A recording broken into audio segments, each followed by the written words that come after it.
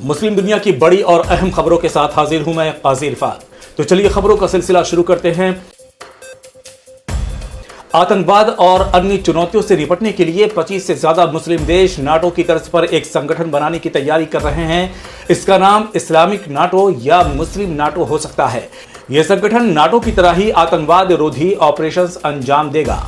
हालांकि समूह के सदस्य देशों की संख्या को लेकर अभी तक साफ नहीं हो पाया है, लेकिन एक अनुमान के अनुसार इसमें एशिया और अफ्रीका के 25 देश शामिल हो सकते हैं।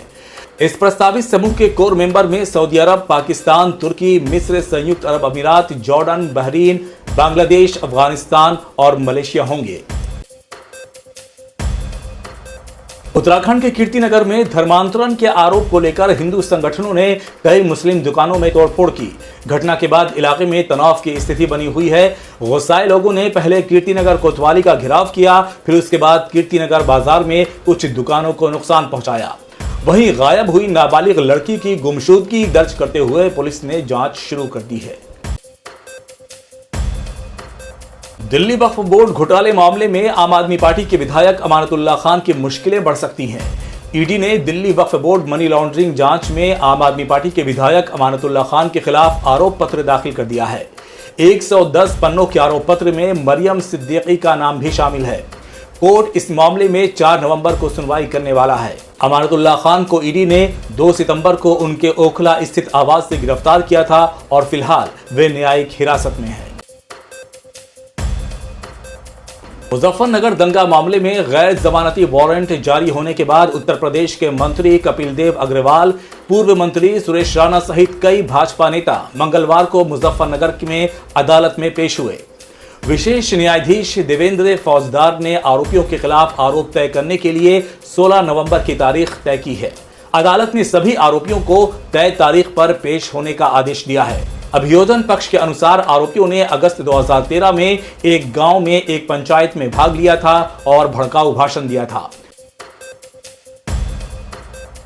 गाजा पर इजराइल के ताजा हमले में कम से कम 93 लोगों की मौत हो गई है और दर्जनों लोग लापता बताए जा रहे हैं।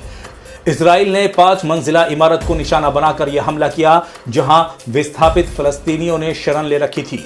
यह हमला इजरायली सीमा के पास उत्तरी शहर के बेत लाहिया में हुआ है।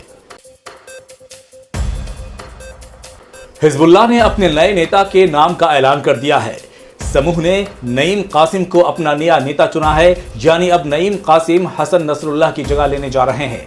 पिछले महीने इजरायली हवाई हमले में हसन नसरुल्लाह की मौत हो गई थी। नईम कासिम लंबे समय से नसरुल्लाह के सहायक थे। हसन नसरुल्लाह की मौत के बाद से नईम कासिम ही हिजबुल्लाह के कार्यवाहक नेता के रूप में काम कर रहे थे। ईरानी विदेश मंत्रालय की तरफ से यह साफ कर दिया गया है कि ईरान के पास हक है और उसका कर्तव्य भी है कि वो विदेशी हमलों से अपनी रक्षा करे। ईरान के अधिकारियों की तरफ से जिस तरीके के बयान आ रहे हैं, उससे अंदाजा लगाया जा सकता है कि ईरान अब चुप बैठने वाला नहीं है और ऐसे में पूरी दुनिया की निगाहें इस बात पर टिकी हैं कि ईरान का अगला कदम क्या होने वाला है। इजराइल ने संयुक्त राष्ट्र की एजेंसी UNRWA यानी United Nations relief and work agency for Palestine refugees पर प्रतिबंध लगा दिया है।